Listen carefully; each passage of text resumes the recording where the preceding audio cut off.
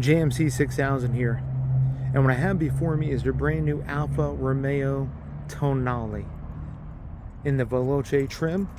We'll do a quick walk around, and what I wanted to do in this video is kind of go through how this vehicle is the exact same powertrain design as what you would find on a Corvette C8 E-Ray.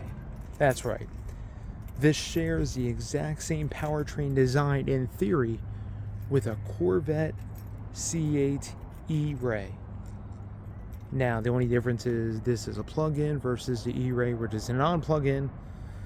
Much smaller battery on the E-Ray, but we're going to go into the specs and everything here just shortly. But I wanted to give you a walk around on this Alfa Romeo Tonale Veloce trim. This particular vehicle is about 57 grand.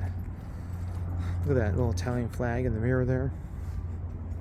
Let me give you a quick interior. I'm not going to do a review on this, but what I wanted to go through is kind of how this is similar to the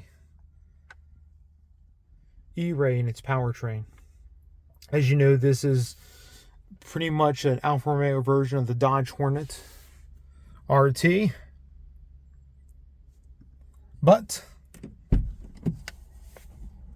let's go through my video now on where I'll explain to you how the powertrain in this is similar to the powertrain in the C8 Corvette E-Ray. Alfa Romeo, made in Italy. Here we go. All right, so we're back in my house here in the JMC household. And what I wanted to do, you already seen a video of the Alfa Romeo Tonale.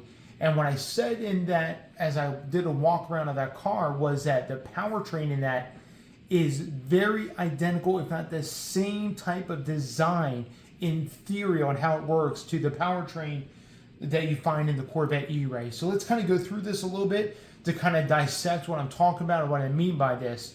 So several videos back, I did a hybrid explanation of the two different main types of hybrid, parallel and series. And then I'll kind of briefly go over those real quick. Parallel hybrid is a hybrid that basically where the engine itself is not really connected to any of the wheels per se. It actually kind of drives a generator, and the electric motor is really what propels the vehicle forward. That's what they call a parallel hybrid, where the gasoline engine is kind of parallel to the electric drivetrain that's actually driving the vehicle. Then you have a series hybrid. A parallel hybrid, for example, would be something like the current Toyota crop of front-wheel drive hybrids. They can actually act as a series and a parallel, but mostly they're a parallel hybrid. And then a series hybrid has an engine, electric motor, transmission, and then rest of the driveline. So everything's in series or in line. Most of that would be like the F-150 hybrid, the Power Boost, and some others as well. The Mazda CX-90 is what you call a series hybrid as well. So there is a new well, I don't know if it's new, but it's really emerging as this really wave of hybrids going forward, and I think it's amazing. And that's what I would coin the term. It's actually, I think technically it's called what they call a separated propulsion hybrid system, or what I would call the divorced hybrid system. And what I mean by that is the electric motor, this is a cutaway of the E-Ray, the electric motor is actually separated or divorced from the internal combustion engine. So what we have in the E-Rays, we actually have a 160 horsepower AC motor, and it gets most of its power, or all of its power, from the 1.1 kilowatt lithium-ion battery that's sandwiched in the center of the vehicle. And then the 6.2 liter, the engine itself, I believe it's still called the LT1, or maybe it's called a different name. Anyway, the engine itself is actually separated from this electric propulsion system. In fact, these two really don't talk to each other outside of what the power control module acts for. It tells what the engine when to start up, or it tells when the electric motor to go, or this really assists this guy here to really give the Corvette E-Ray lightning fast speed, up to under 3 seconds, 0 to 60. I believe the actual number from GM is 2.5 seconds, 0 to 60, which is super, super quick. I mean, it's almost Tesla Plaid quick. Anyway, so that's what we call a divorced hybrid system, where the actual part of the hybrid system, where the actual AC motor or the electric motor is actually separated or divorced from the gasoline engine. Now, you may be like, how is this playing part with the Alfa Romeo Tonale or the Dodge Hornet RT? Because they share a very similar setup. Let me show you. Well, over here. Here we go. This right here is the plug-in architecture for the Dodge Hornet RT or the Alfa Romeo Tonale. And what Alfa has done here is they have a 121 horsepower e-axle in the back of their vehicle, whereas in the Corvette it's swapped. Their e-axle's in the front. Chrysler or Stellantis puts theirs in the back of that particular vehicle. Then they have a 15.5 kilowatt hour battery, 306 volts, sandwiched in the center. They use a bigger battery because theirs is a plug-in hybrid versus the E-Ray, which is just a straight pure hybrid itself. In fact, what's unique about the E-Ray is, from what we've heard from Corvette engineers and from GM engineers, is that the only way that battery actually gets power put back into it in the E-Ray is during regenerative braking. That's it. As the vehicle's going, it actually puts power back into the battery. It doesn't have any assist from the engine itself. So what we have here is we have a totally separate system, and the only electric thing on the engine, there's nothing in between the 6-speed automatic and the 1.3 liter 4-cylinder there. The only thing is this 44 horsepower belt starter generator. That's it. And that's the only thing connected to that engine, is a belt starter generator. This has a mechanical water pump driven off, not internal, but it's external, but it's actually driven off one of the timing chain sprockets on this particular engine. But this right here is the only thing that actually starts the engine, and then once the engine's going, it actually helps put power back into the battery as it's going. There's also Stellantis would use regenerative braking to actually help put power back into this battery as well. Plus, you can actually plug it in.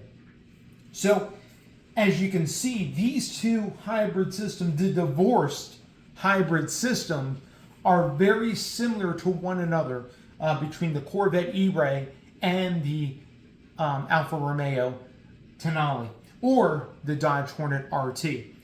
Now, a couple quick facts about the E-Ray I have printed out here, and then I want to go over a bonus thing that I wanted to go over, and that's a lot of confusion on the internet, but I'm going to hit that real quick, so stay tuned.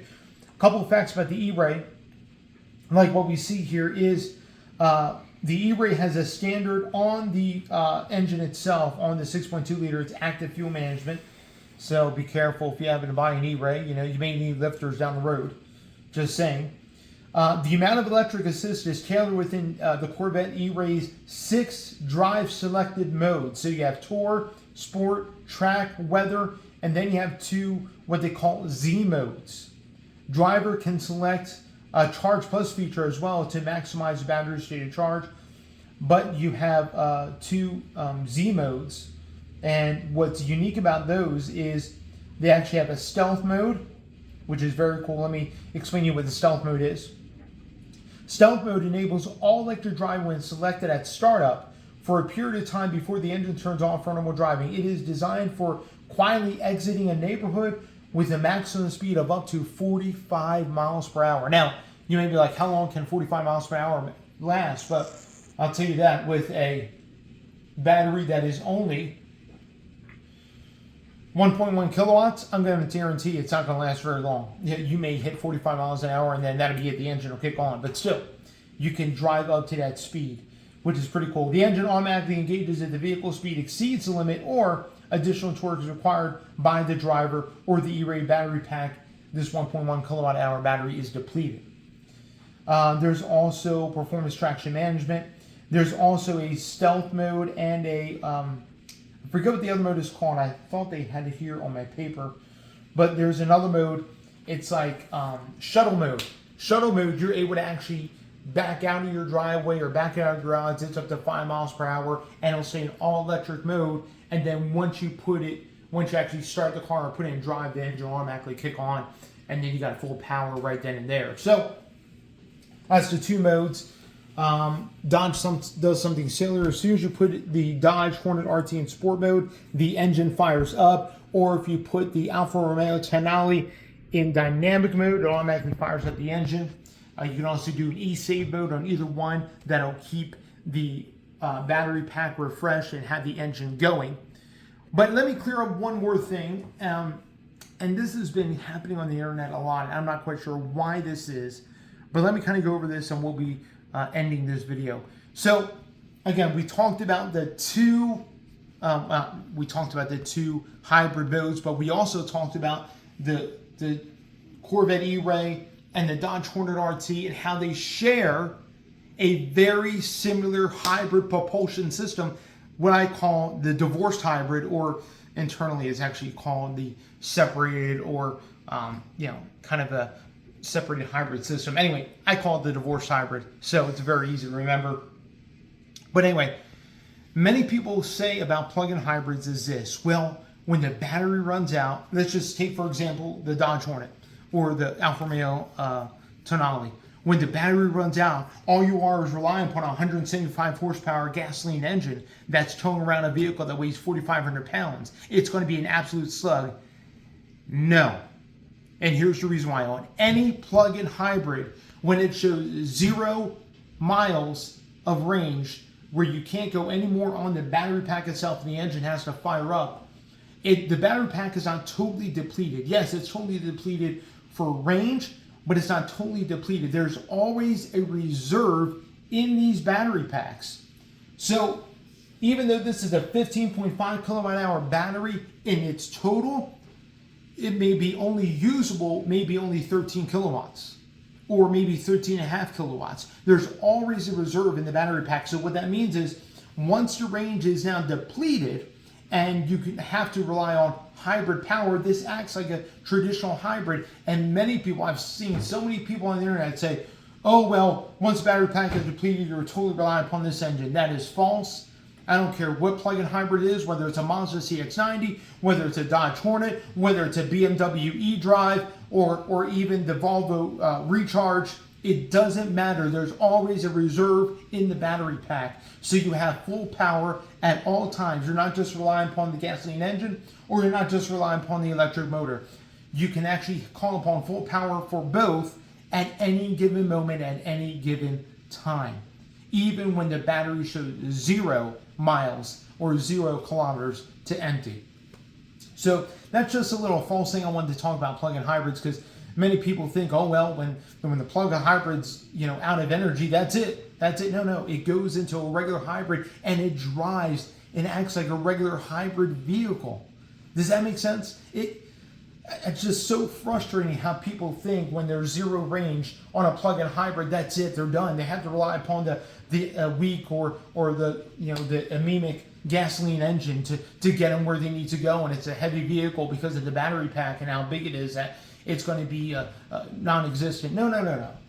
There's always a reserve, and the reserve is there to give you full power at any time, at any moment. And again, like I said, when there's 0 range of empty or 0 miles of range in a battery pack, you still have the reserve not only to access full power, but if you're going downhill, let's say you climb the mountain pass and you're going down, now you can recapture that regenerative braking and put it back in the battery pack. So now when you reach flat ground, you actually have some even more miles to go on that battery. Anyway, just some quick insight and wisdom there. I always thought it was weird how people think that plug-in hybrids don't act like hybrids anymore when the battery's empty. Oh my goodness, what are we going to do? No, that's not the case. That's a lie. So there's always a reserve just for those moments. And when there's nothing left in the battery pack, every single one of those plug-in hybrids turns into a regular hybrid. That's the beauty of a plug-in hybrid. You have the distance, you have the range with the battery pack, and then once it's depleted, you can rely upon the gasoline engine to get you further where you need to go. instead of having to worry about charging again until you're ready.